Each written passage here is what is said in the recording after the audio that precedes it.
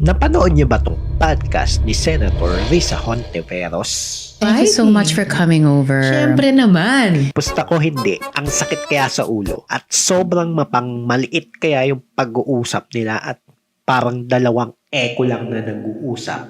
Pero may napansin akong interesting. I'm just so grateful na the universe, God, whoever, whatever we want to call it. So Okay. yun, yung humanism natin, may dignidad, Yeah. nilikha ng universe o ng Diyos. So, Ibig sabihin, malabo kung saan nanggagaling yung tama at mali para sa kanya. Definitely not from the Bible since ang ganya is yung universe.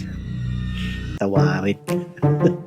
Holy Week pa naman. Pero pagdating sa EJK, kinagagalit ko talaga. At sabay kinatatakutan, yung buong katawan ko, yung buong sikmura ko nagre-rebel against it. Yung ano talaga, yung extrajudicial killings. grabe siya mag-claim ng moral high ground. Not only EJK, other social issues also. Kung hindi malinaw yung pinanggagalingan niya ng moral judgment, which is yung universe nga, yung God niya, paano kaya nagiging absolute yung judgment niya? Kasi ang labo ng moral foundation niya, pero grabe yung moral judgment niya. Galing ba to sa mga kaibigan niya sa bundok? Sa pagiging aktivista niya? I always love to say, lifelong activist ako. Remember, this is not a simple podcast. This is parang soft launch niya para sa pagtakbo niya sa 2028. Dalhin natin ang bayan natin sa alam nating mas tama at magandang direksyon. Huwag tayong maliligaw na. Paano kaya niya tayo dadalhin sa tamang direksyon